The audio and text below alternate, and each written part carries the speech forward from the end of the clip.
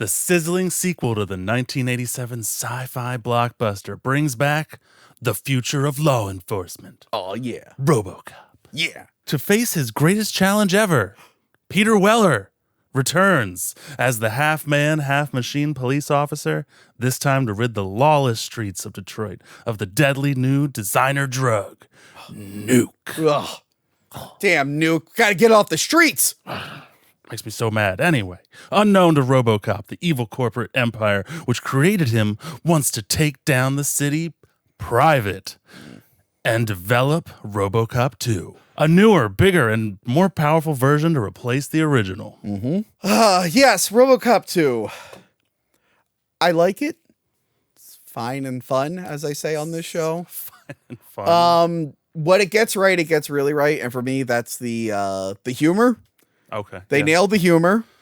Because there's like wacky things happening in this super ultra violent, gritty world. Yes. The commercials are great. They are. It took 2 days to download specs from Cleveland. Lost the account. I love the well, God damn it, the Volt. the Volt something, the electrocution thing, and I love that was the amazing SPF 3000. Yeah, it's just like blue and yeah. You know who that actress is? No, I do not. The girl who played a lot of vagina in Austin Powers. She's the model in that scene. That's kind of hilarious. So they get the humor right. They get that. The commercials are good. The violence is nice. The violence is nice. I'm glad it was still coming violent. from RoboCop 1, Yes. Okay. The violence is still there. Yeah, still had to be a little violent. It doesn't work 100% for me. No? No. How do you feel about RoboCop in this, Peter Weller? Because for me, I think we might have talked about this before. At the end of the first movie, it feels like he got his humanity back. Yeah. But in this one, he's acting like he's still. He like smiles, like he has like the closing dialogue. Yeah. It's but perfect. In this one, it's a he's nice like little bow on it. He's reverted back to like robot mode. Yeah, he's a little dumbed down. Isn't this a school day? Yeah, that felt weird to me. I'm like, why wouldn't he have more like human? Maybe they so that he could grow again. I guess, but I was interested to see where he was going to go. Yeah, no. From there. Why would you that just makes sense, Tony? Come on. I think they just wanted to make him like a robot to remind you of the first movie. I think they did. So they could sell more stuff. But I'm just like, it just doesn't work for me. Like story-wise, I'm like, he should be a little bit more human here. Yeah. What was the whole point of finding his humanity in the last film? It's almost as if we didn't really need a RoboCop sequel and they said all they needed to say in the first one. Maybe. Nah. No. I think this couldn't be powered by any toy lines or anything of that nature. Well, this is completely organic second movie. They did have toys, but the next one is where they really push the toys. Speaking of toy stuff, what do you think of his blue makeover? Because he was gray in the first one. They made him very blue in this one. So they actually did that for camera reasons. Oh, really? Yeah. Okay. Like I don't know the full extent of it, but essentially like they were getting like some grain or certain types of reflection and discoloration on the film because of just the color that was bouncing back. I could be slightly incorrect, but along those lines, that sounds like a technical camera jargon that was essentially why they chose to change that as well, because the suit in the second one looks so good compared to the first one. Yeah, it does look shinier. It fools me a lot better. Yeah. You know what I mean with the practical, because compared to the third one with the gloves, like it's well, the second one to me looks really nice. I have a fun fact about the suit in the third one. But yeah, for me, the characterization is off on RoboCop a little bit. It gets fun when they plug all the protocols in him. Yeah. Where they there's like, oh, he's always so violent, he's using his gun, he should be doing this and this. So they put like a million protocols. Mm-hmm. I love when like a dude dies and he's reading him his rights. Yeah. It's like, Murphy, you're reading rights to a corpse. Yeah. And he's like, I'm having trouble. And then like I think he like beats up a guy. This motion right there just like took me completely. Like humans don't do that. I'm sorry. I understand he's Robot Man, but like that motion. Yeah. It stuck with me for a little too long. I love when he's like arresting the baseball kid gang in the store. Mm-hmm. And then he ends up, he like tries, he's like, okay, and now discussion about nutrition. And then they just leave. I love that. That should have been the whole movie. Him just like, because he already found his humanity, and then they plug all this shit, and now it's him having to fight against all these protocols to get his job done. But that's such a small part of the movie. Yeah. Well, there's other parts, but none of them like make sense together. Yeah. Okay. So that's like the female, what's her the robot chick, the chick that likes. Dr. Juliet Fax, the doctor lady character. Yes. Now she made no fucking sense. Like her motivation. Well, she's trying to make a new RoboCop and impress the company to get a promotion and money. She's also sleeping with the old man. Yeah, okay. Yeah, I'm just like, I know greed. It's the satire of RoboCop in general. But, yeah. Why she decided to pick who she picked for RoboCop 2 is anyone's guess. Yeah. It seems like a really bad idea. Yeah. I get her reasoning for it, but yeah, speaking of things that don't go anywhere, the beginning, RoboCop is like following his family. Yes. And his wife is, oh God, Stephen Root! What have you done? Let me move. Madness. Okay. Madness. You weren't that bad in RoboCop 3, I promise. So he's following his wife in the beginning. Yeah. And like, I don't watch this one too much. I've watched it more in recent years, but like growing up, whenever I would like turn this on, I would always be like, oh, right. Is there like a whole story with his wife? I forget. No, that's it. He follows her. She gets creeped out, and then she's at the station. Yeah. And then he's just like, oh, your husband's dead. Yeah. But then I'm like, okay, is he going to like do something to prove that he's still there to her? And maybe she'll accept him. No, she's just gone. No, she's gone. She gave up. I mean, come on. How many years of marriage? Obviously, you're just going to give up. Just like, it's just a very like weird. They only have one kid tying them together. I know. Like, why if they had more kids? Why even introduce? I imagine you'd try. Why even introduce the subplot if you're not even gonna like go through with it? Like, it makes no sense to even have it there. So that was a bummer. They wanted to try to humanize him, but it didn't make sense, and they didn't follow through. Just another dead end. Yeah, it's another dead end. This movie feels like a bunch of dead ends. Now, there are some story things I like. I like the whole running for mayor. What's his face? Marvin Kuzak is running for mayor to save old Detroit because they're still trying to build Delta City. Yeah. And he's trying everything in his power to stop Delta City from being made.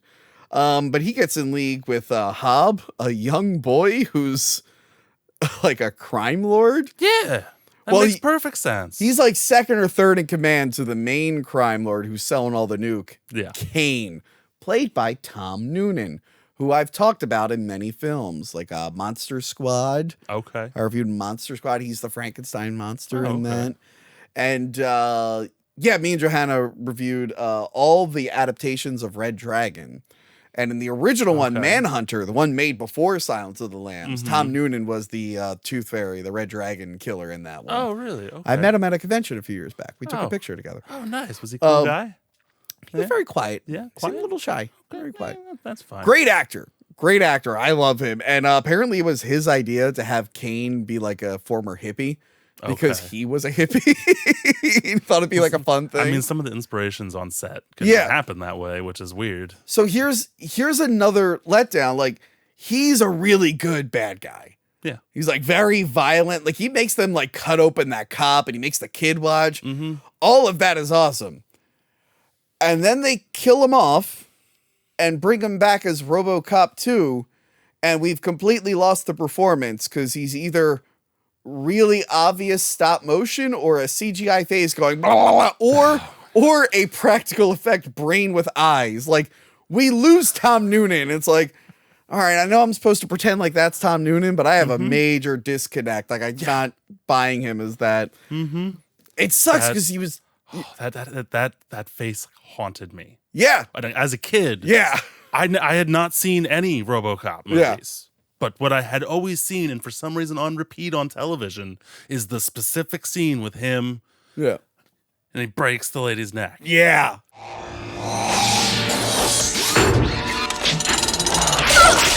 Yeah. And like with that face, and I don't know why. Yeah. That anytime I turned the TV on, if RoboCop happened to be on, it wasn't the first, wasn't the third, it was the second one, and it was that same damn scene. I do like the idea that he was addicted to Nuke. So what's her name? Dr. Fax is like, we'll keep him addicted to Nuke, and that's how we'll keep him in line. Because OCP wants to make a new RoboCop. Yeah. The last RoboCop, Murphy, he's a little unpredictable. He gets caught in that trap and they disassemble him. Mm-hmm. They like rip him apart, which is pretty brutal. Yeah. And he's like, I like when they dump him out and he's like, oh. That was pretty good effects, honestly. That was good. So they want to make another RoboCop 2, and I love one of the good things they did. When Johnson is like showing the video of the previous RoboCop 2s they attempted. The one RoboCop 2 you actually get to fight a bunch of in the video game, the new video game. But I love that he just rips his head off and starts screaming. And I like it's nice. I like that the other one just shoots everyone and then himself, and then the alarms go. But basically, it's like every time they've tried to replicate RoboCop, the person in the robot has just gone insane and can't handle it. Like, no, I'm good. I'm done. Yeah. So they have that, but again, like, oh, and Ann Lewis, she's just there. Yeah, she's there. Thought she was going to do more. Maybe they could develop. If you're doing a RoboCop sequel, it's like, how are they going to develop their relationship as a partner? Is RoboCop going to connect with his family? What's OCP up to? They went all in on what's OCP up to. They teased the idea of the wife, threw her away, and then Lewis is just there to help RoboCop. Yeah, that's it. That's it. I mean, she actually had like character, like motivation, lines, and you were like rooting for her in the first movie, and then you this just kind of forget that she's there. Background scene. She's just scenery. She has a nice new haircut. Yeah. RoboCop makes sure to point out the hair. You gotta recognize those haircuts on them women's. Yeah, but I will say the old man, Dan O'Hurley, was really great. The head of OCP. I love that he's sleeping with the like Johnson really wants like a promotion or something. He realized he's competing with the doctor, and she's like sleeping with him in like the hot tub and everything. I love at the end when they realize Johnson's like, we could pin everything on her and make it look like it was her idea. And he's like, and then she comes over. She's like, you okay? He's like, oh yeah, I'm honey. That's what her. And she looks at Johnson. He's like, get to work right on that. He's just ready to fire. Like, even at the end where RoboCop 2 was like firing on the crowd and everything, and RoboCop 1 is fighting him, and he's like, behave yourselves. And he's like, this doesn't look good for OCP. Get our best spin team. Like doesn't? Okay. He's already, as it's going on, he's already thinking of ways to get out of it legally. He was really good. Johnson's really good. Yeah. I love that whole dynamic. RoboCop himself, I don't know what, and even Peter Weller had a problem with this script. Yeah. He literally went like, there's no third act. Like, Is there a second? I get injured. You put these protocols. I free myself. But then like, they just assumed him killing the big robot would be the big finale. And I'm like, well, go back and watch the first RoboCop. That really wasn't the finale, him fighting Ed 209. I mean, he shoots one at the end, but like there was a little bit more with like the company and stuff. And they were like, nope, just the bad guy's brain is in the robot. Kill him. But like the real bad guy, like what's his face? I know the old man lives, but he's not really the bad. He's a bad guy, but not the bad guy in the first one. But in the first one, it was Dick Jones. He was the real bad guy. You wanted to see him die. And Clarence Boddicker. It wasn't genuine. You knew they were the bad guy. Yeah. Like they were. Yeah. And then that doesn't happen. He just shows up and it's okay. Look, I like stop motion and go motion. They overdid it. Yeah. You think? Yeah. Just a little bit. Maybe? They look, I can't stress this enough. They just look like toys are beating each other up. They don't look like. When RoboCop 2 picks him up and is slamming him on the walls, I'm like, I just look like I'm looking at toys. Like, it doesn't look like that's really there. compared to the go motion in the first RoboCop with Yeah. that 209, Oh my which of course God. can be a little janky. But like the outline wasn't as. Yeah, the outline, I feel and like also it's just so prominent. a lot of those shots were like super quick. Yeah. Like this one, they linger on a lot of those fights. And granted, Phil Tippett's doing his best, but it's just at some point it takes you out. Like just like bad CGI will take you out of a movie. Oh, You're yeah. like, what is this? I don't know what this. I don't like this. No, I know. We talk about that later. Yeah. And yeah, it's just kind of like a nothing. It's got funny moments. The mayor's really funny, how he's like trying to do the right thing, but he's doing it kind of shady. OCP is funny. Yeah. RoboCop's a letdown. Yeah. Like the dialogue, even just like the non-RoboCop dialogue just felt very like, okay, why do I care what they're talking about? Why is someone dying, bleeding, being shot? Just come on. I do like the ricochet shot they do in the beginning. Yes. Which is a game mechanic in the game. That's awesome. Yeah, you can do ricochet shots. Okay. They knew what to take from two, and that was one of them. Well, that's good. At least as long as they take the good stuff. And I never thought RoboCop 2 looked as, like the machine RoboCop 2 never looked as good as Ed 209. Did you like the face is scary, but the rest of him I just thought it looked a little too busy. It looks stupid. I mean, I can't really. It looks like a bad gorilla. Yeah, it does kind of look like a gorilla. I'm thinking like Transformers Beast Wars, like gorilla. Just like, it's Optimus Primal. There you go. That's the one. Have The you not gorilla seen one. Rise of the Beasts yet? I have. I already forgot. It's that good. The funny thing is, it's actually probably the best Transformers movie. But yeah, no, it's not that. It's not bad. I just didn't. It's better than Extinction. Anyway, most things are. Most things are. You're right. You're very right. And I saw Dark of the Moon. Okay. Anyway, but yeah, it's okay. Like I don't hate it, but I can live without it. I know some people love it. Some people put it in high regard, like the same as one. I'm just like, the commercials are better. the commercials. Well, I don't say better. The commercials are really good. The commercials are really They're good. more fun. They're more fun. They're more fun. They're more fun. It just kind of feels that. like nothing happened. Like it just this didn't feel like a big moment in RoboCop's life. It's like, they put some stuff in my brain and fought another robot. It's like, get back together with the wife. Is she not there? Like, where's you kid? I can't stop seeing that face, Tony. It haunts me. RoboCop needed a goal to work toward other than I have to stop the big robot, which he didn't, which wasn't even really a thing until like the later act. Mm-hmm. And again, it sucks to have like this amazing villain played by such a good actor just gets swapped out for stop motion and the CGI face. Mm-hmm. It's the problem we had with the Lawnmower Man movie. What's his face? Jeff Fahey is so good. And in the last act of that movie, he's just a big 90s CGI angry face. Like Spawn levels of bad? Pre-Spawn levels of bad. It's worse than Spawn. Yeah, well, it's supposed to be inside like a video game world, so I guess it's allowed to look super. Puppet thing from Spawn, It looks pretty. It's on par with that. But again, both movies we lose this charismatic character because it turns into weird special effect. Mm-hmm. That's all I could say about RoboCop 2. Do you have anything to say about RoboCop 2? I would not buy that for $1. He's not even in this one. I know.